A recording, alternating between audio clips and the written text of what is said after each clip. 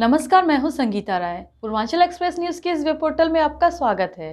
आइए देखते हैं हमारे संवाददाता राम सकल यादव की यह विशेष रिपोर्ट।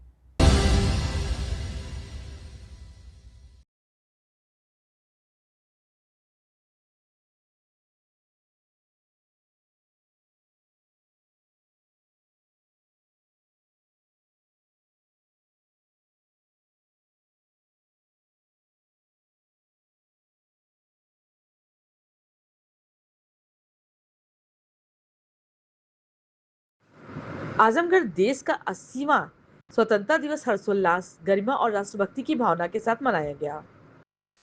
हरिओद कला केंद्र के प्रांगण में आयोजित जनपद स्तरीय समारोह में प्रदेश सरकार के कारागार मंत्री दारा सिंह चौहान ने ध्वजारोहण किया। इसके बाद वंदे मातरम और राष्ट्रगान का सामूहिक गायन हुआ।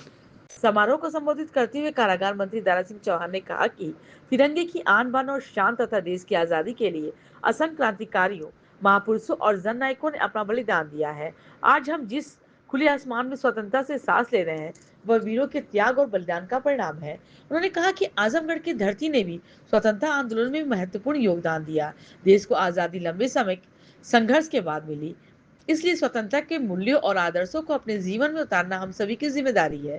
मंत्री ने बदलते भारत का जिक्र करते हुए कहा कि अब ब्रह्मोस मिसाइल का निर्माण लखनऊ में भी हो रहा है और ऑपरेशन सिंदूर से देश में बेटियों ने महत्वपूर्ण भूमिका निभाई है। उन्होंने कहा कि देश की महिलाएं आज हर क्षेत्र में अपनी भूमिका निभा रही हैं। युवाओं की ऊर्जा और क्षमता का सदुपयोग भारत की विकसित राष्ट्र बनाने को महत्वपूर्ण भूमिका निभाएगा। समारोह में सामाजिक और शासकीय सेवा क्षेत्र के उत्कृष्ट कार्य करने वाले 32 लोगों को प्रशस्ति पत्र और मोमेंटो देकर सम्मानित किया गया। इन लोगों ने अपने अपने क्षेत्र में कर्तव्य निष्ठा, ईमानदारी और समर्पण के साथ कार्य करते हुए आजमगढ़ के विकास में योगदान दिया। वहीं मंडलायुक्त विवेक ने कहा कि राष्ट्र और स्वतंत्रता एक दूसरे के पूरक हैं। अधिकारियों और कर्मचारियों को ऐसा कार्य करना चाहिए जिससे समाज में अंतिम पावदान पर खड़े व्यक्ति को भी विकास की मुख्यधारा से जोड़ा जा सके। डीआईजी सुनील कुमार सिंह ने स्वतंत्रता दिवस के अवसर पर वीरों को नमन करते हुए युवाओं से आजादी के मूल्यों और आदर्शों के अपने जीवन को अपनाने की अपील किया।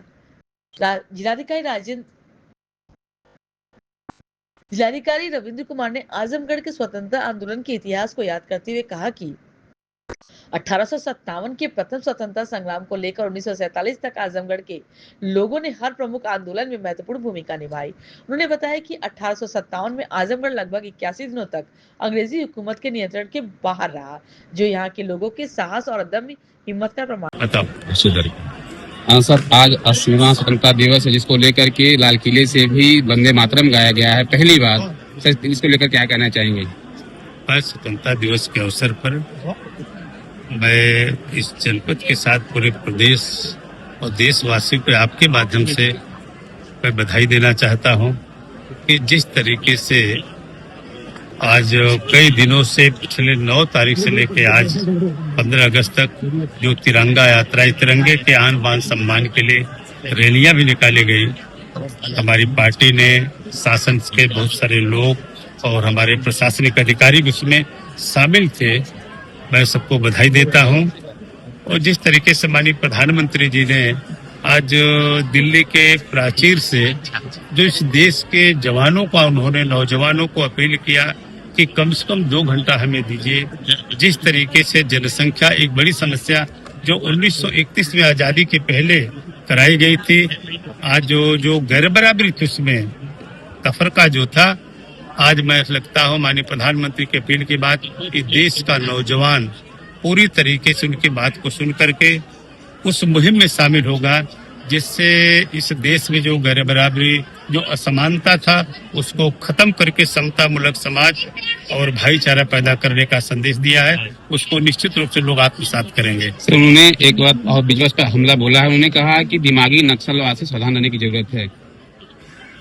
नहीं, वो जो उन्होंने बोला वो सही बोला और मुझे लगता है हमेशा से कहते हैं, हम तो गांव गिराम में भी कहते हैं कि कोई दिवालियापन हो जाता है, उसे सजग होने की जरूरत है। तो माननीय प्रधानमंत्री ने उसी सारे शब्दों को बोला होगा। उन्होंने कहा कि हिंसा और अराजकता का रास्ता ढूंढ रहा है विपक्ष, मतलब नक्सलवाद, दिमागी नक्सलवाद। क्योंकि उनके पास करने को कुछ नहीं है, क्योंकि माननीय प्रधानमंत्री ने दुनिया के हर मंचों से कहा कि हमारा देश जवान है और यहाँ के जवानों पर, नौजवानों पर पूरा भरोसा है और उसीलिए उन्होंने 2 घंटे की जो समय की मांग की है हमारे प्रधानमंत्री ने, निश्चित रूप से इस देश के रचनात्मक दिशा में आगे बढ़ने में हमें कामयाबी हासिल मिलेगी। मुख्यमंत्री योगी आदित्यनाथ ने कहा कि 1947 में जो कत्लेआम हुआ उसका सपा और कांग्रेस जिम्मेदार है। अगर मोदी ऐसा कोई प्रधानमंत्री होता तो इस तरह का भारत कोई बाल बांका नहीं कर पाता। निश्चित रूप से जिस तरीके से माननीय प्रधानमंत्री के नेतृत्व में आज देश आर्थिक क्षेत्र में भी आज आगे बढ़ रहा है, कहाँ 11वें स्थान पे था, आज 5वें तीसरे स्थान की होड़ में हम शामिल हैं और आने वाले दिन में फिर जिस तरीके से माननीय प्रधानमंत्री ने देश के जवानों को अपील किया है, अगर हमारी बात माननीय प्रधानमंत्री की बात पर अमल किया इस देश का नौजवान ने तो निश्चित रूप से विश्वगुरु बनने में से देर नहीं लगेगी। प्रधानमंत्री ने आज लाल किले से एक बड़ा ऐलान किया है गरीब बच्चों के लिए, युवाओं के लिए कि उनको फ्री कोचिंग की एक व्यवस्था का बड़ा नेटवर्क तैयार किया जाएगा भारत में। मैं विस्तार से नहीं जाना चाहता, लेकिन जब से मैंने कहा 200 साल तक अंग्रेजों का गुलाम रहा देश, जब 19वीं अभी 79 ईयर्स हुए हैं, इसके बाद जो उपलब्धि का पिटारा आपने देखा होगा, इस देश में जो गैरबराबरी थे, जो परेशानी थी, आज इतने करोड़ों करोड़ लोग जो इनके सर पे छत नहीं था, माननीय प्रधानमंत्री ने प्रधानमंत्री आवास दे करके सबको छत देने का, पक्का मकान देने का काम किया।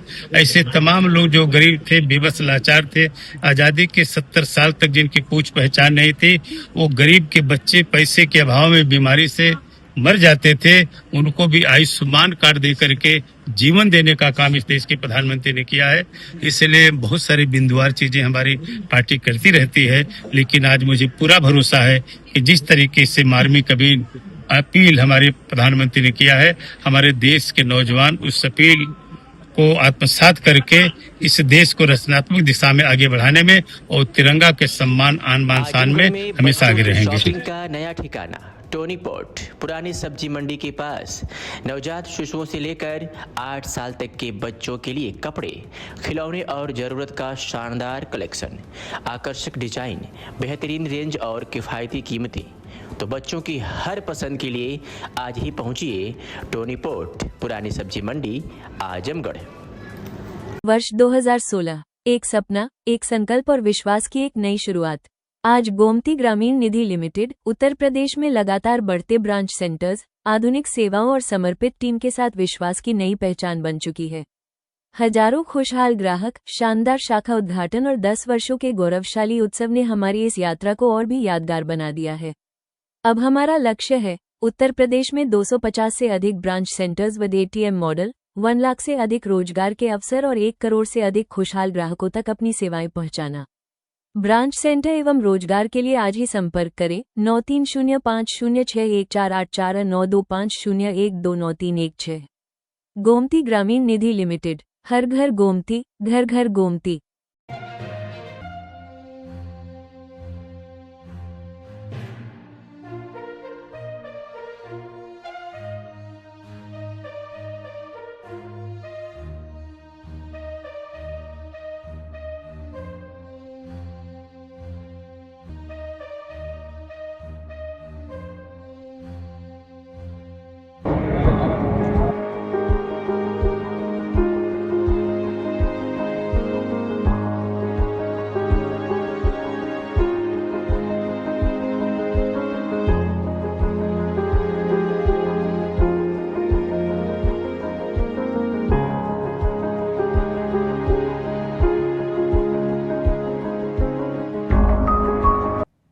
अगर आपको हमारी खबर पसंद आई हो तो हमारे चैनल को लाइक, सब्सक्राइब और शेयर जरूर करिए।